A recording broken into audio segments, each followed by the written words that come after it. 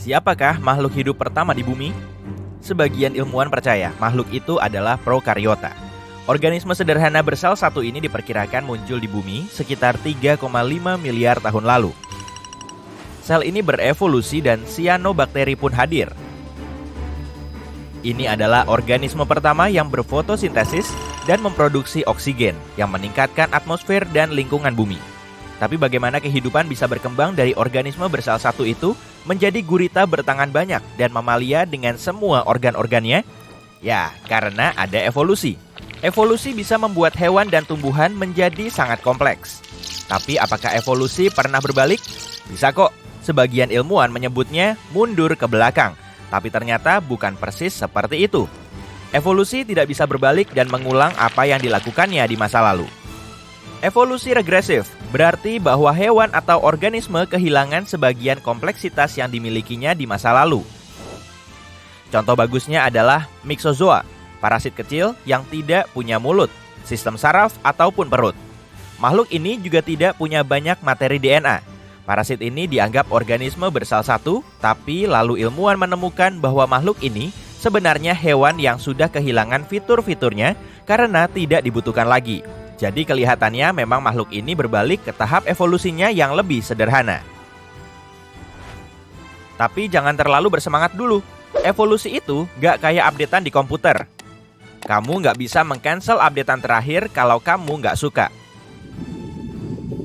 Mari kita lihat ikan yang tinggal di gua-gua yang sebagian besarnya nggak punya mata. Ketiadaan mata ini bukan berarti hewan ini kembali ke masa saat nenek moyangnya nggak punya mata. Alih-alih proses perkembangan matanya berhenti sebelum selesai sempurna.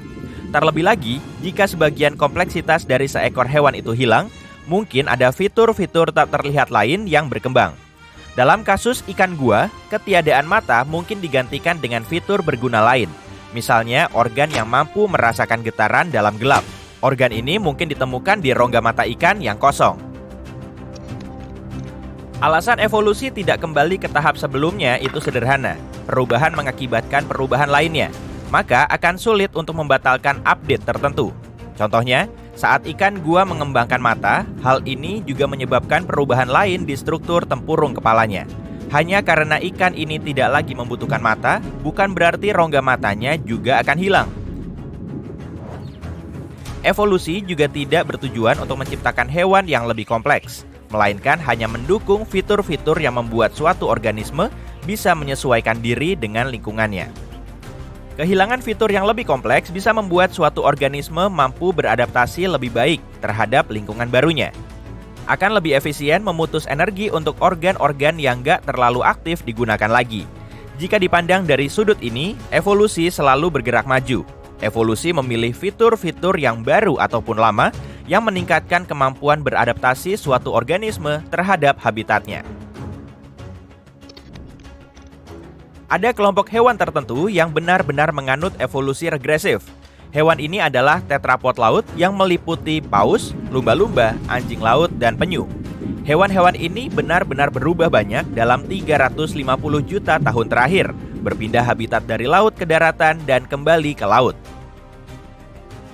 Tiap kali berpindah, hewan-hewan ini harus mengubah cara hidupnya, bentuk tubuhnya, dan caranya menggunakan inderanya. Ilmuwan telah melakukan penelitian baru dan melihat-lihat banyak informasi tentang cara hewan darat jadi bisa hidup di lautan.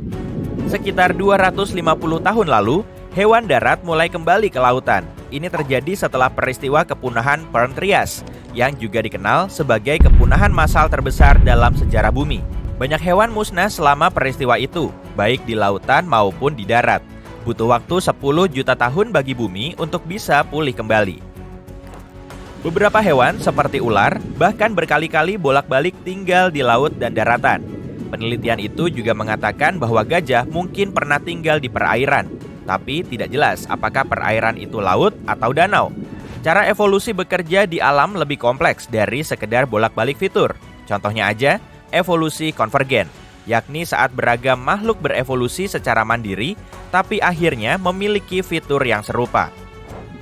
Selagi masih membahas makhluk-makhluk lautan, mari kita bandingkan hiu dan lumba-lumba. Ini cara termudah untuk melihat evolusi konvergen bekerja. Menilai dari penampilannya saja, keduanya terlihat sangat mirip. Sama-sama hewan yang hidup di air dan beberapa spesiesnya berukuran sama. Tapi ajaibnya, hiu dan lumba-lumba itu gak ada hubungannya loh. Hiu itu ikan dan sekitar 40%-nya bereproduksi dengan cara bertelur. Hiu telah mengembangkan kemampuan untuk merasakan bau darah di air guna mencari makan. Sementara itu, lumba-lumba adalah mamalia. Ada lumba-lumba yang ramah dan punya kehidupan sosial yang lebih menarik daripada hiu. Misalnya, lumba-lumba hidung botol. Makhluk unik ini punya suara khas sendiri, seperti manusia menggunakan nama untuk masing-masing orang. Suaranya mirip siulan. Lumba-lumba menggunakan suara ini untuk memperkenalkan diri dan mereka juga bisa mengenali nama masing-masing. Jadi, bisa berkomunikasi dengan lebih baik. Hiu dan lumba-lumba memang punya nenek moyang yang sama, tapi nenek moyang mereka ini hidup di lautan hampir 300 juta tahun yang lalu. Charles Darwin mungkin salah satu ilmuwan yang paling ahli soal evolusi. Dia takjub dengan beragam jenis hewan dan tumbuhan yang ada di bumi. Ilmuwan memperkirakan ada sekitar 1 triliun spesies berbeda di planet kita. Tapi butuh berapa lama sampai semua spesies ini berkembang? Jawabannya berbeda-beda, tergantung lingkungan tempat hidup masing-masing makhluk.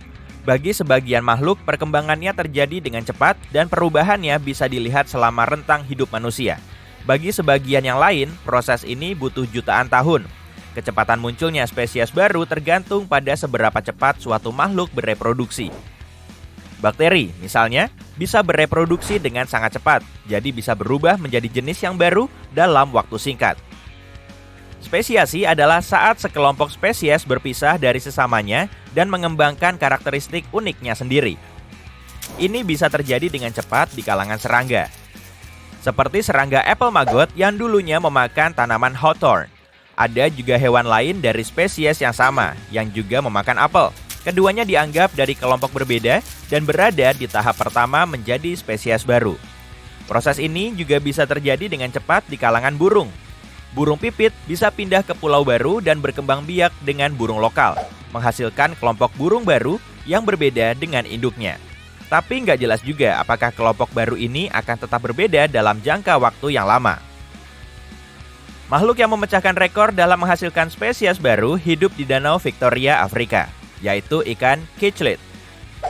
Ada 300 spesies berbeda yang dengan cepat berkembang dari satu jenis tunggal. Ini terjadi dalam kurang dari 12.000 tahun, yang awalnya mungkin terasa lama.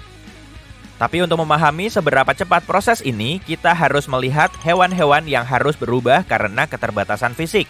Contohnya, ular disebut boa di Amerika dan disebut piton di Afrika dan Asia, lalu menjadi spesies berbeda setelah benua itu berpisah. Hal ini terjadi dalam berjuta-juta tahun, tapi jika evolusi selalu memastikan hewan memiliki fitur terbaik, bagaimana suatu jenis hewan bisa punah lebih cepat daripada yang lain? Paus biru sudah ada sejak zaman dahulu kala, sekitar 4,5 juta tahun. Tapi Neanderthal cuma bertahan sekian waktu, sekitar beberapa ratus ribu tahun. Tidak ada jawaban sederhana untuk pertanyaan ini. Lamanya sebagian besar spesies bertahan sebelum punah tergantung pada hewan itu sendiri dan periode waktunya. Kita tahu mamalia pada umumnya bisa bertahan selama 1-2 juta tahun. Tapi di area Cenozoikum, 65 juta tahun terakhir, mamalia telah bertahan selama 3,21 juta tahun rata-ratanya.